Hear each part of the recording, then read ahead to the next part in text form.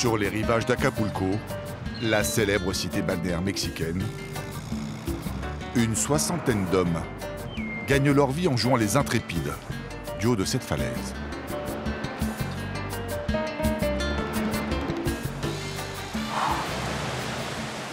On est prêt.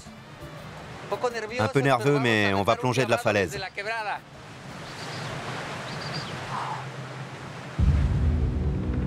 À 35 mètres de hauteur, chaque saut peut être fatal.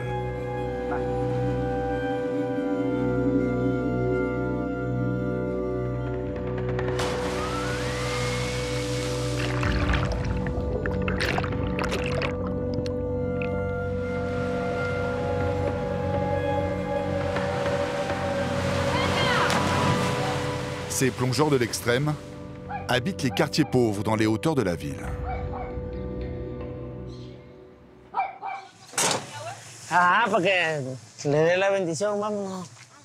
José trompe la mort depuis 30 ans et il a initié toute sa famille à ce métier hors du commun. La mère de José ne les laisse jamais partir au travail sans ses baisers protecteurs.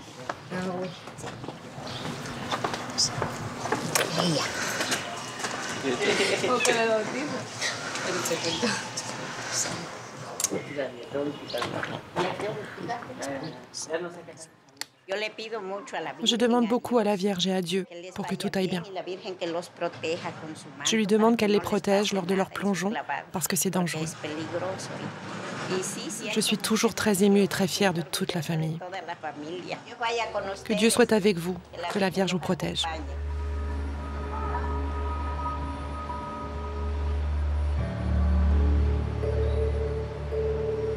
Même après 30 ans d'expérience, José, le père de famille, garde l'appréhension de ses débuts dans le métier.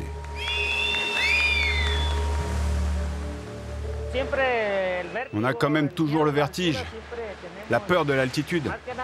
Le vrai risque quand tu rentres dans l'eau, c'est de te cogner et de te blesser.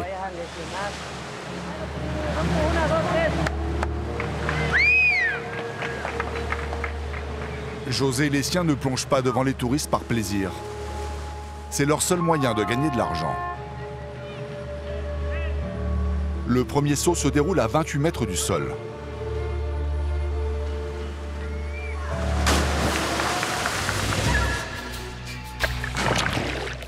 José n'a pas sauté à l'aveugle, loin de là. Avant de s'élancer, les plongeurs attendent la vague. Elle fait passer le fond de 4 à 6 mètres. 2 petits mètres, qui évitent qu'il ne s'écrase au fond de l'océan.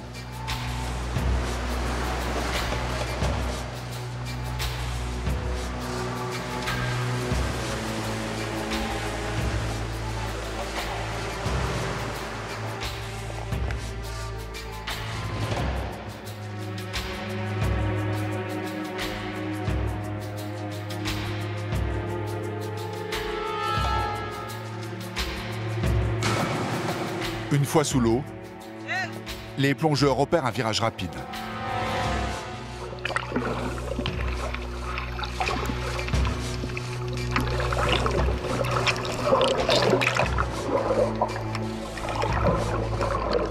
Bizarrement, quand sa fille Iris a commencé le métier, pour José, le plus dangereux n'était pas qu'elle se jette dans le vide. La première fois que je suis venue ici, voir mon papa, j'avais 4 ou 5 ans. J'ai vu ce qu'il faisait et j'ai aimé ça. Je voulais imiter mon papa. J'avais peur qu'elle tombe. Le plus dangereux, c'est d'escalader en fait.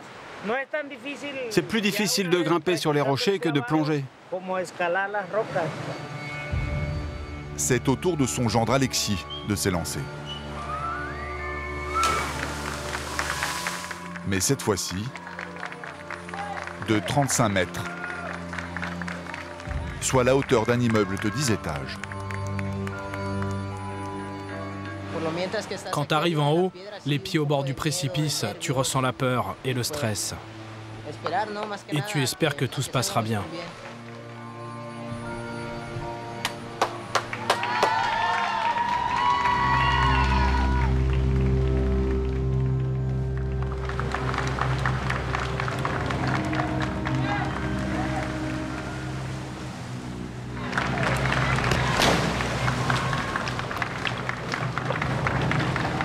Alexis entre dans l'eau à près de 90 km/h.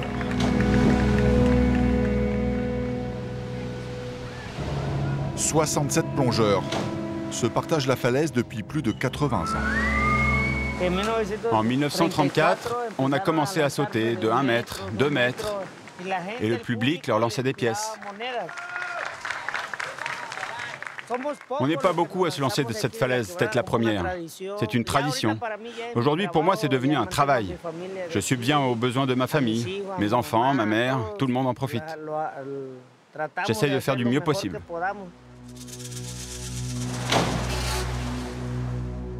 Le Mexique est la 8e puissance commerciale du monde. Le pays a de nombreuses ressources, pétrole, gaz, minerais. Mais ils ne sont qu'une poignée à profiter de ces richesses. Ces inégalités sont flagrantes à Mexico.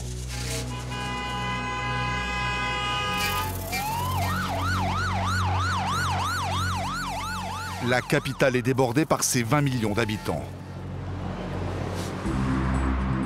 Une grande partie de la population vit dans la misère,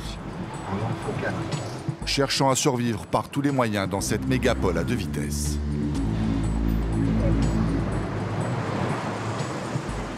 Pour échapper à la pauvreté, cet homme exerce un métier aussi dangereux que repoussant. Il est scaphandrier dans les égouts de Mexico.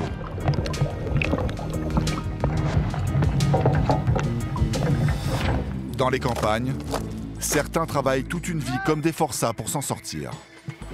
Cette famille de briquetiers se tue à la tâche pour un rêve, celui d'un avenir meilleur pour les plus jeunes.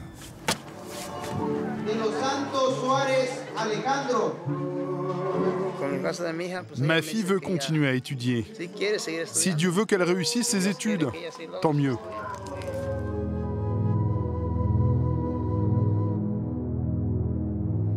Plonger avec ces hommes forts et courageux, prêts à donner leur vie pour une poignée de pesos.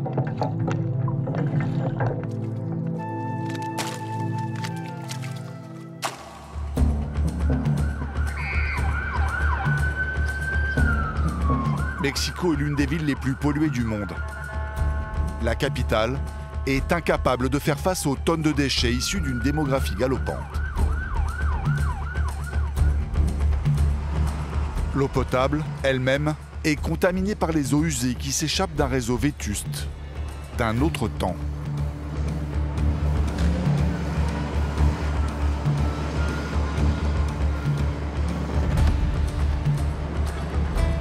Les machines seules ne parviennent pas à combattre ce fléau. Un homme plonge quotidiennement dans les égouts pour nettoyer les pompes obstruées par les déchets. Checa la presión de los tanques, por favor. Batería, agua, umbilical, ganchos. Julio César Camara, 55 ans, est le scaphandrier des égouts de Mexico. Un métier unique au monde. Dans cette station de drainage, il y a beaucoup de poubelles, donc on va vérifier ça, surtout après toute la pluie qu'il y a eu. On va faire une inspection. Le drainage des égouts de la ville de Mexico, c'est vraiment spectaculaire. C'est une grande œuvre d'art des ingénieurs. Le problème, c'est les poubelles. Si ici à Mexico, on ne jetait pas les poubelles dans la rue, il n'y aurait jamais d'inondation. On n'aurait pas besoin de déboucher. L'eau coulerait sans aucun problème. Ces collecteurs d'eau usée sont de vrais bouillons de culture.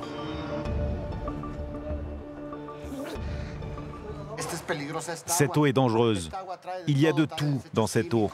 Des déchets chimiques, des animaux, des humains. Cette eau est trop polluée. Si je n'utilisais pas ce scaphandre, cette combinaison sèche, je me mouillerais et j'avalerais de l'eau. Ce serait presque ma mort assurée.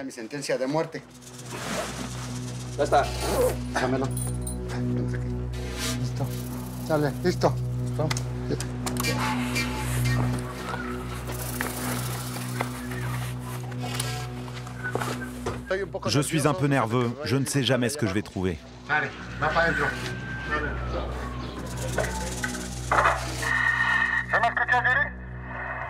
Sí, fuerte, claro. Para que me escuche, ¿ya vamos a bajar?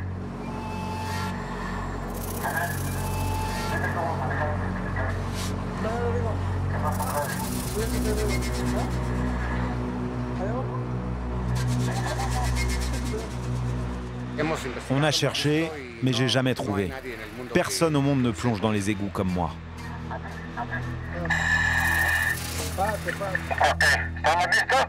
Listos. Te la voy a subir tantito, están 130. 140. Aguanta. Vamos. Oye, el umbilical, por favor, que no se enrede con la canastilla. Ok, aquí lo cuidamos. Un cordon ombilical lui permet de respirer et de communiquer avec la surface. Estoy fuera de la canastilla. Sí. Necesito el muro. Sí, a tu derecha. Purga. No veo. Vale, voy para abajo. Vas para abajo.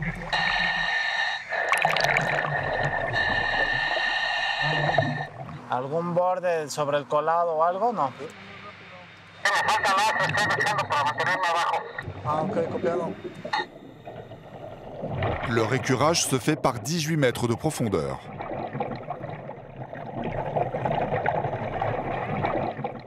Mira, ahorita estoy checando, encontramos piedras. Aquí solo tiene como un materialito, no sé qué sea, creo que es el producto químico. Le mueves y mira. Aquí estamos. Ici, on est un peu stressé parce que lui est sous l'eau et on ne peut pas savoir ce qui se passe. On ne sait pas comment il se sent, donc il continue à parler pour qu'on sache tout le temps qu'il va bien. S'il arrête de parler, c'est qu'il lui arrive quelque chose. Souvent, il chante et comme ça, il nous rassure et nous transmet sa confiance. Et on sait que tout va bien.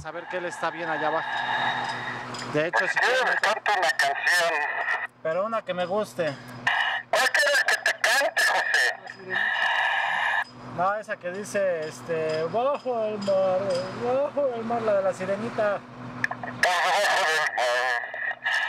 Esa no me la sé, no me sé esa canción de por debajo del mar.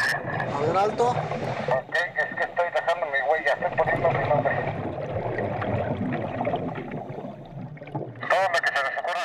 Tout ce que vous pouvez imaginer, je l'ai trouvé là-dessous. Ce qui m'a le plus impressionné, c'est une tête de cochon. Elle faisait 4-5 mètres d'épaisseur, car elle avait gonflé. J'ai aussi trouvé des carcasses de voitures, des appareils électroménagers. On trouve de tout ici.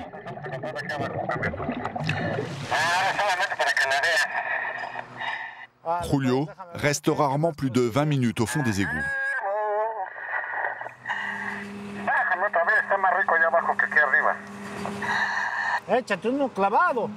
Me echa un brinco desde aquí, tú. Après chaque plongée, l'équipement est désinfecté. Aucune goutte de cette eau sale ne doit entrer en contact avec sa peau. Ce qui me fait le plus peur dans mon travail, c'est que le cordon se casse et que je n'ai plus d'air. Ça, c'est un des gros problèmes que je peux rencontrer. Je peux rester coincé ou un gros objet peut me tomber sur la tête. Le travail est dur, physiquement très dur. Sa prochaine plongée va se dérouler dans une zone qu'affectionnent les tueurs de Mexico pour dissimuler leurs cadavres.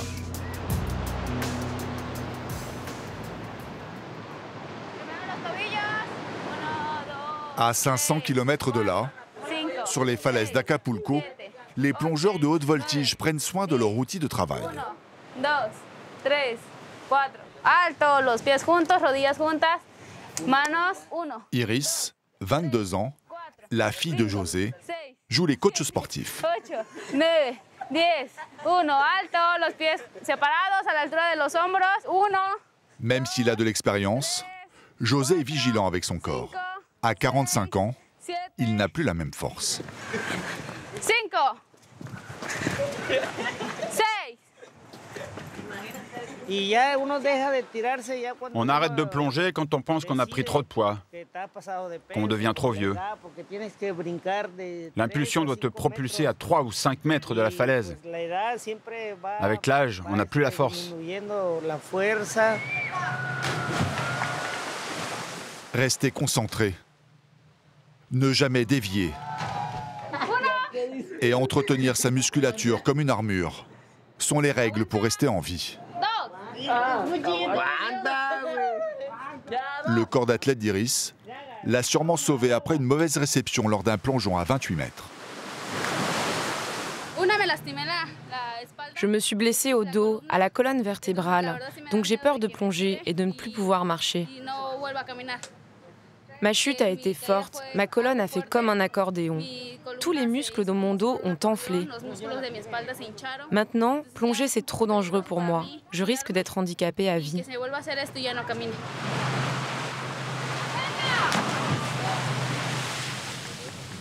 Au quotidien, les petits bobos sont nombreux. Après l'entraînement, José accompagne son fils chez le médecin. Le jeune homme de 19 ans s'est blessé en plongeant. La salle d'attente rappelle à José le pire accident qu'il ait eu. Une fois, j'ai touché des pierres au fond de l'eau et je me suis fait une entaille ici, d'au moins 10 cm. C'était impressionnant. Une plaie ouverte de 10 cm. Mais on n'a eu que des petites blessures, jamais d'accident mortel. Son fils plonge au minimum 70 fois par semaine. Un régime intensif qui met cet tympan à rude épreuve. ¿Cuál es el motivo de la consulta? Me está doliendo el oído. La verdad, tuve un accidente en el oído y tengo... ¿Un accidente qué, perdón? En el oído. Lo tengo inflamado, no puedo comer, me está doliendo la parte de la mandíbula. ¿Usted es clavadista? Sí, es practicante, pues. Ok. De la agrupación. Pasa directamente con la rodilla. Plongeur, une vieille histoire de famille.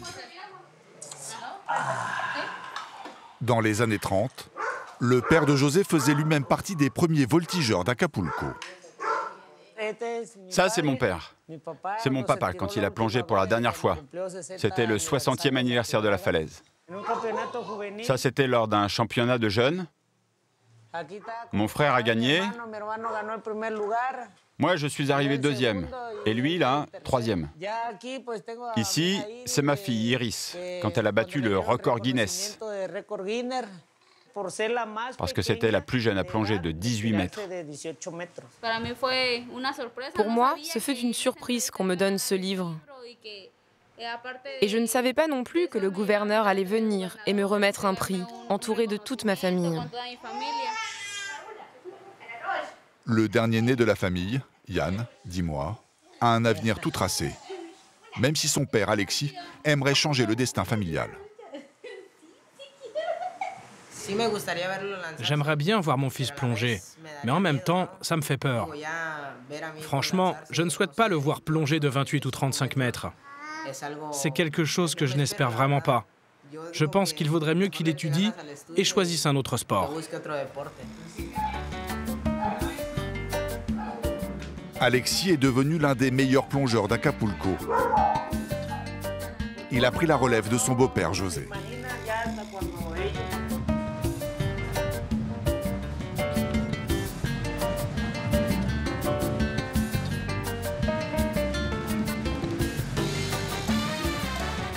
A las 7:30 empieza la primera, cobramos 40 pesos por persona. Dos. ¿No hay descuento? No, jefa, todas las misiones. Trop vieux pour plonger tous les jours, José n'assure plus le spectacle qu'1 jour sur 2. Le reste du temps, il gère la billetterie auprès des touristes. Ici, à Acapulco, le tourisme est saisonnier. En ce moment, pendant les vacances d'été, ça marche un peu mieux. On peut arriver à gagner entre 100 et 150 euros en 15 jours. Mais en saison basse, on gagne environ 80 euros. Ça dépend du nombre de spectateurs. Ce soir-là, Alexis, le beau-fils de José, a le privilège de clore le spectacle. Les plongeurs assurent 5 shows par jour. Le dernier aura lieu en pleine nuit.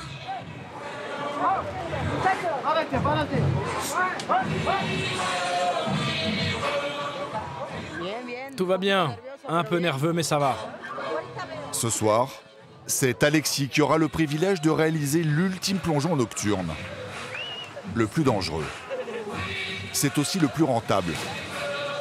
Alexis va, grâce à ce saut, récolter la moitié des pourboires.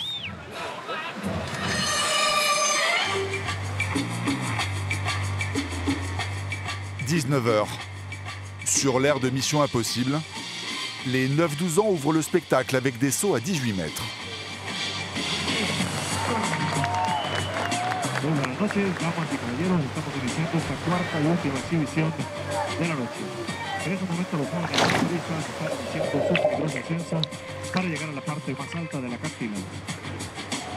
Suit le périlleux plongeon en tandem à 28 mètres de hauteur.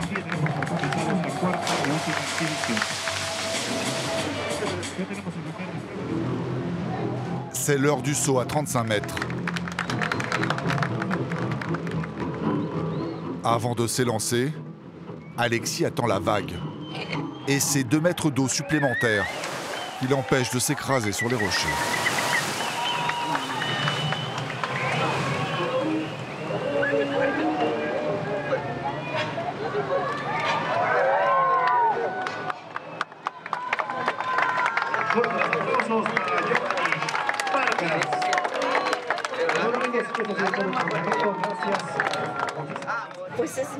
C'est vraiment spectaculaire.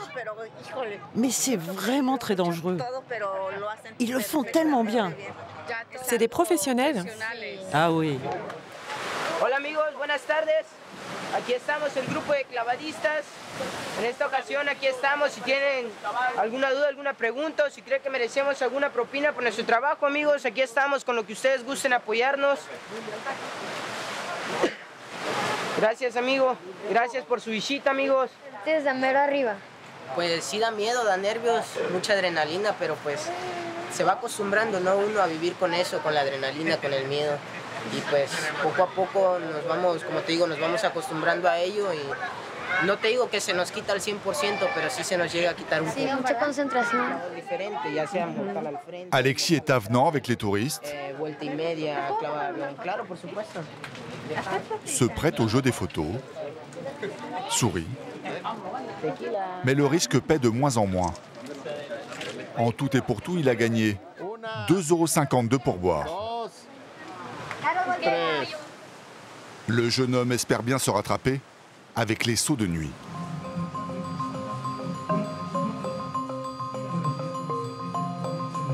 Devant le danger que représentent ces plongeons sans visibilité, les touristes sont souvent plus généreux.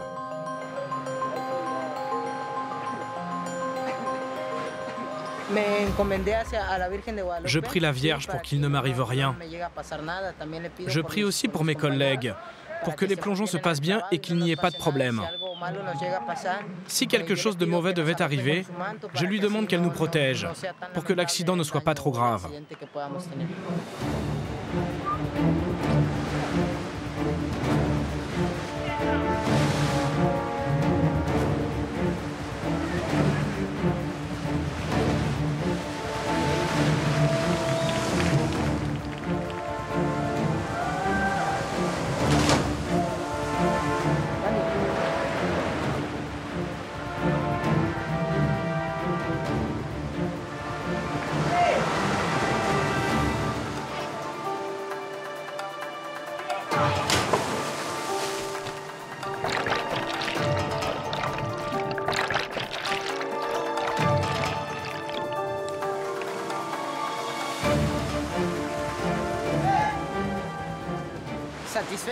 Je suis content, tout s'est bien passé.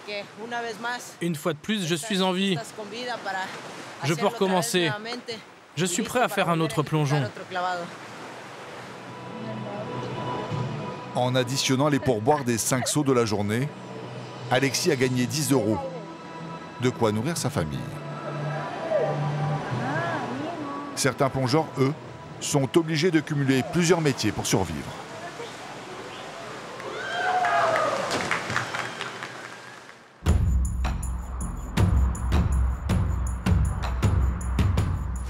À 200 km de Mexico, des hommes soulèvent des tonnes de terre à la force des bras.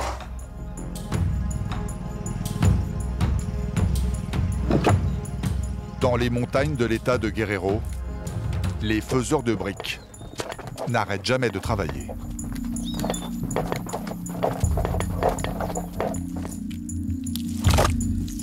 La dureté du travail se retrouve à chaque étape de la fabrication qui commence à l'aube. Ici, rien n'a changé depuis 11 000 ans. Les gestes de ces ouvriers sont les mêmes que leurs ancêtres aztèques, à part peut-être la brouette.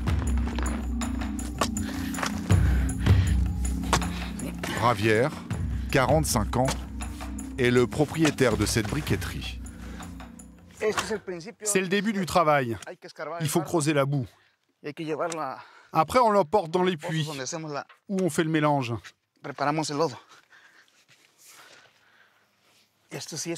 Ça, c'est vraiment dur. Tu passes toute la journée à piocher.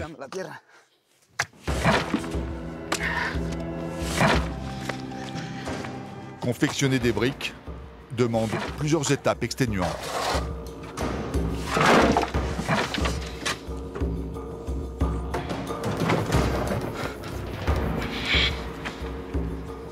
Après avoir récupéré la terre, il faut la mélanger à de la sciure pour qu'elle reste compacte.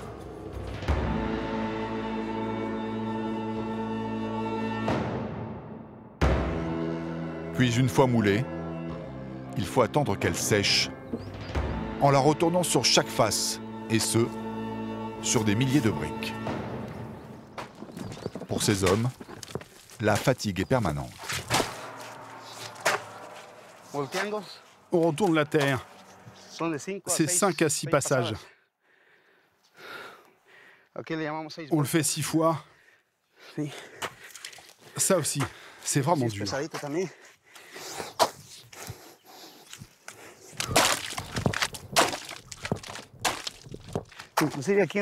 Beaucoup se blessent avec cette houe.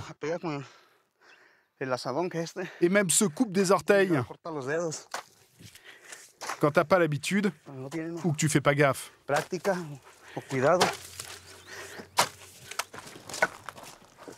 Une fois les briques sèches, Javier et ses hommes les empilent pour constituer un four. Un petit édifice de 20 000 briques. On n'arrête pas de bosser toute la journée. En fin d'après-midi, ça commence vraiment à faire mal au dos. Ça fait mal. C'est très fatigant.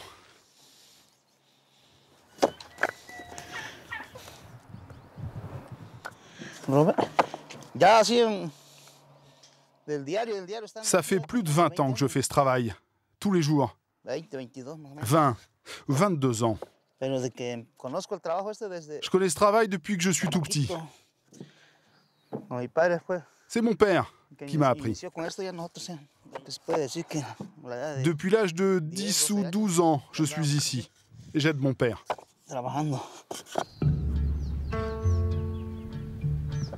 La construction du four leur prend près d'une semaine.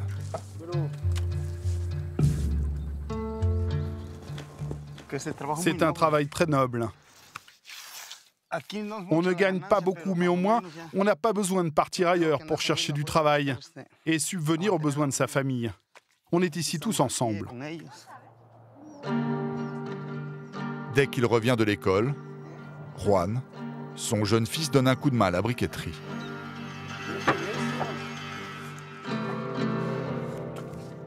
Seule Brigitte, la petite dernière, échappe à cette corvée. Elvira, sa femme, quant à elle, ne fait plus que de menus travaux. Quand j'ai commencé, je l'aidais à porter des briques. J'avais mal aux hanches, j'avais trop chaud. C'est dur pour une femme. On s'est connus à l'école. Il m'a invité ici à sa briqueterie, au travail de son papa. C'est là qu'on a commencé à être ensemble. a llevar.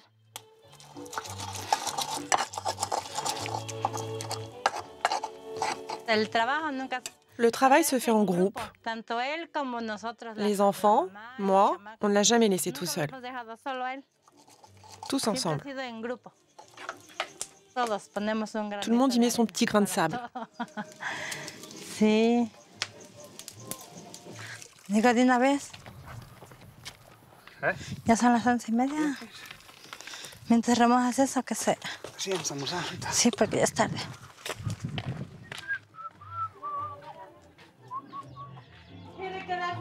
Javier est levé depuis 6 heures du matin. Le déjeuner est la seule pause de sa journée. De ce travail, il ne tire qu'une seule satisfaction. Ici, nous avons au moins l'avantage d'être propriétaires. Le terrain nous appartient. On ne paye pas de loyer. Tout ce qu'il y a ici, je l'ai fait moi-même.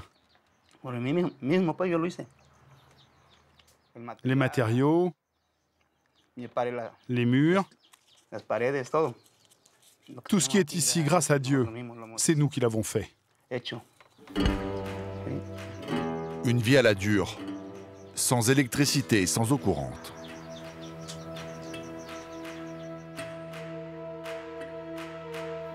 L'État de Guerrero est l'un des plus pauvres du Mexique. Les infrastructures sont quasiment inexistantes. Javier et les autres bricotiers de la région ont dû créer leur propre réseau d'eau. Seul problème, les familles doivent se partager les tuyaux.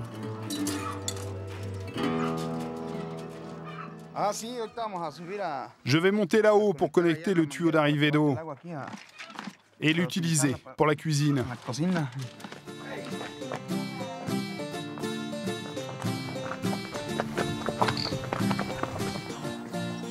Deux fois par semaine, Javier parcourt 2 km en montagne pour se raccorder à la source.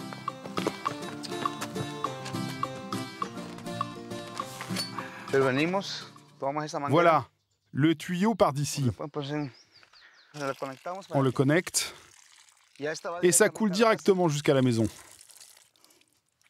Depuis quelques années, Javier n'est plus tranquille. Il doit faire face à un fléau qui ravage sa région et le met en péril, lui et sa famille. Les cartels de la drogue s'installent dans ces montagnes pour cultiver la marijuana et le pavot qu'ils transforment en héroïne. La criminalité a envahi la région. Tout ce qu'on voit là-bas, ce sont des briqueteries qui appartiennent aux gens du village. Des délinquants de la région sont venus nous estorquer de l'argent, à nous, les fabricants de briques.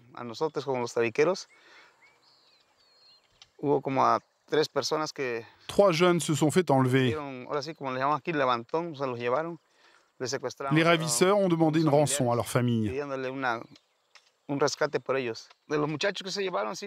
2 de ces jeunes ont disparu et se sont fait tuer. En tout cas, on ne les a jamais retrouvés. Depuis ces événements, les habitants du village ont formé une milice et se protègent comme ils peuvent. Le Guerrero est devenu la région la plus dangereuse du Mexique. Il n'y a pourtant pas grand-chose à voler. Même les jours de vente, les caisses sont loin d'être pleines. Ils viennent chercher les briques.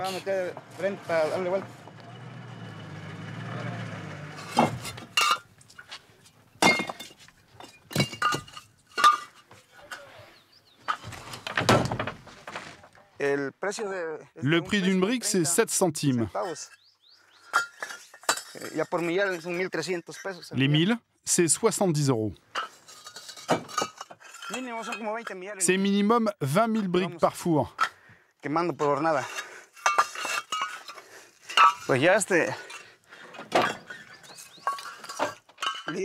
Après avoir payé les employés,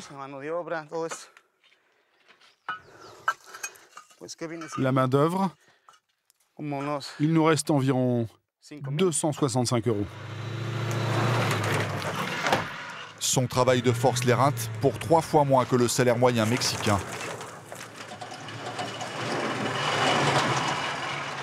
Mais toute cette sueur lui permettra peut-être de réaliser le rêve de toute une vie.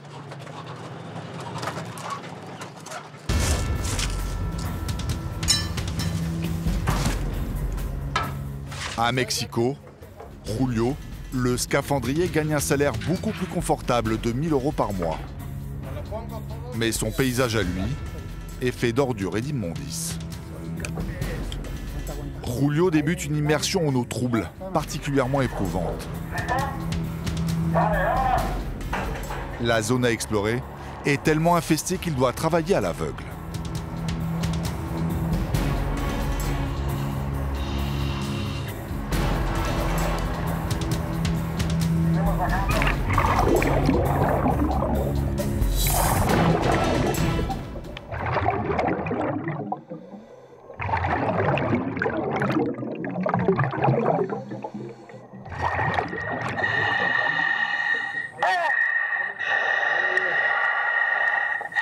¿Todo bien?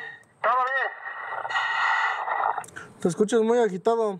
Estoy jalando, Chile. Hay un trapo, algo aquí parecido de trapo. Hay una varilla. Ok, súbele. ¿Tú me dices? Sí, sube. Seguimos.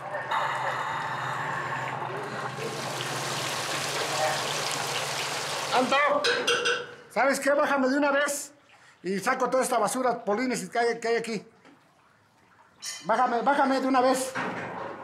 Sí, es parte del trabajo cotidiano. Ça, c'est le travail quotidien pour que ces grilles fonctionnent correctement. C'est ça qui bloquait. C'est ces gros bouts de bois qui gênaient la fermeture de la grille.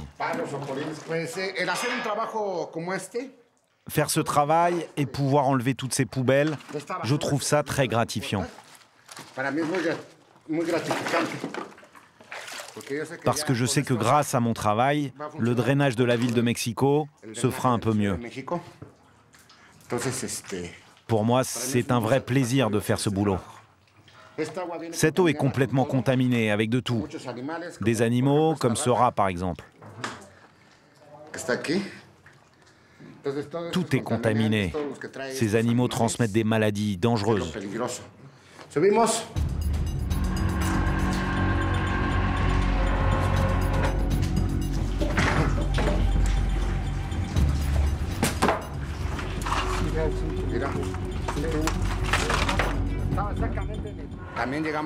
On trouve aussi des corps humains.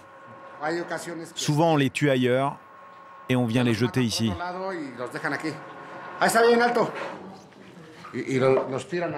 Ils les jettent dans les égouts.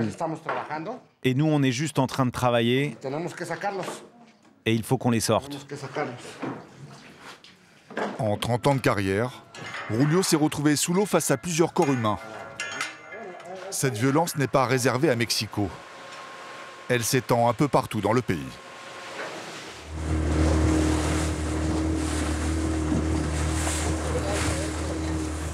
José et sa famille de plongeurs de haut vol n'ont pas les moyens de vivre uniquement de leur talent.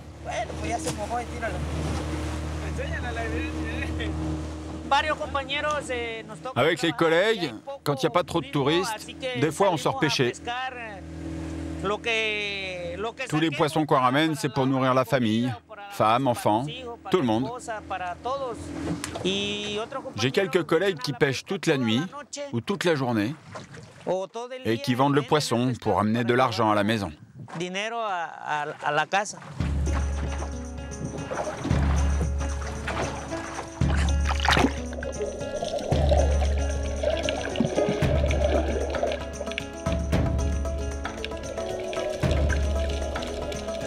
La famille de José, comme celle de Javier, le briquetier, sont les victimes collatérales de la guerre de la drogue et des morts qu'elle provoque. Au moment de notre tournage, Acapulco comptait depuis le début de l'année près de 500 morts par homicide.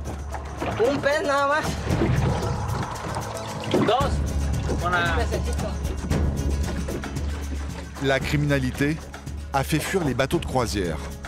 En 10 ans, ils sont passés de 180 à 3 ou 4 par saison.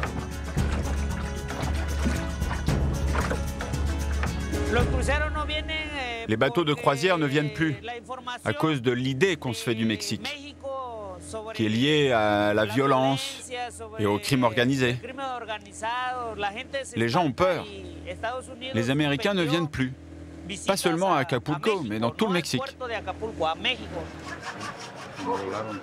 Aujourd'hui, les forces de l'ordre reprennent peu à peu le contrôle de la ville. Les touristes reviennent petit à petit. Le sourire de José aussi.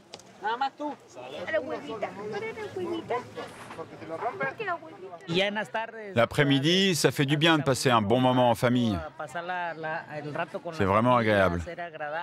C'est pour des moments comme ça qu'on est prêt à prendre autant de risques.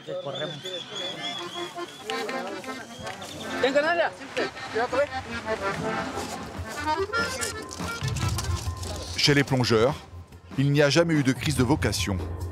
Les sensations fortes, les montées d'adrénaline se transmettent de père en fils depuis près de 80 ans. Un air de fête plane sur la briqueterie. Javier et sa femme ont sorti leurs plus beaux habits. Ils vont assister à la remise de diplôme du passage en 6e d'une petite cousine. Une fierté dans la famille.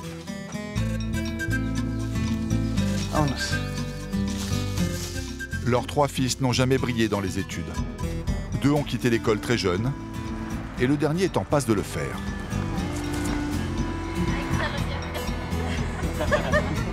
Javier et sa femme espèrent que leur fille suivra les traces de sa cousine.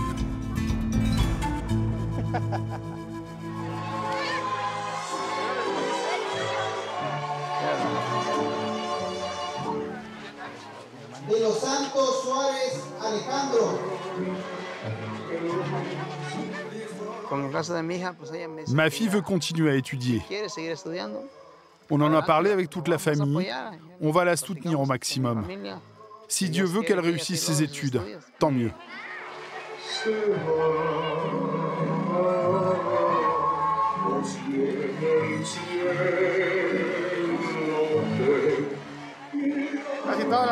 La plupart des gens qui sont ici travaillent dans les briqueteries. Les autres sont agriculteurs. Ils font pousser du piment ou du maïs. Mais la plupart vivent grâce aux briques. Mais l'avenir s'annonce sombre. 2 de ses garçons travaillent avec lui. Javier aimerait qu'il continue le métier. Seulement le filon d'argile commence à s'épuiser.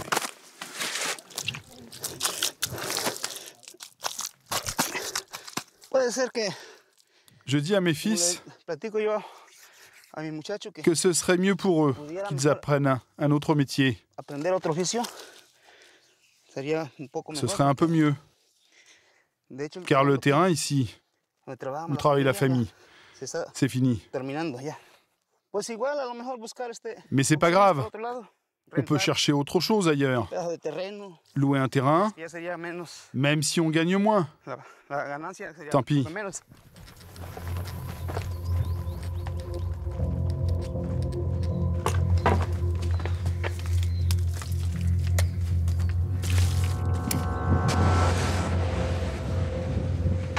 La cuisson des briques est la dernière étape de la fabrication.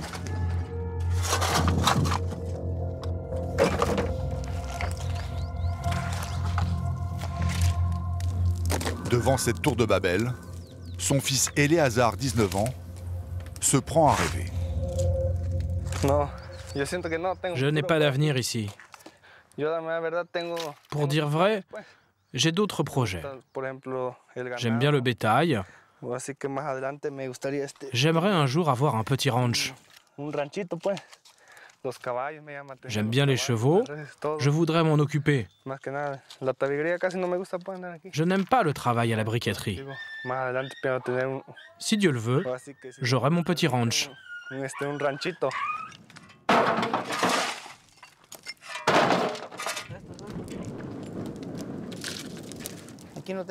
Là, dès qu'on a allumé le feu, il n'y a plus de repos. Ça brûle entre 24 et 36 heures. Parfois même jusqu'à 40 heures. C'est usant de passer toute la nuit sans dormir. C'est fatigant.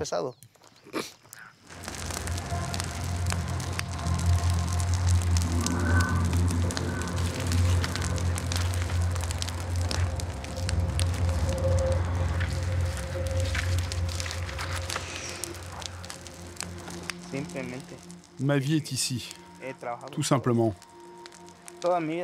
J'ai toujours travaillé comme ça. Si Dieu le veut, je vais continuer à vivre et à travailler dans la construction. Jusqu'à la fin, on travaillera.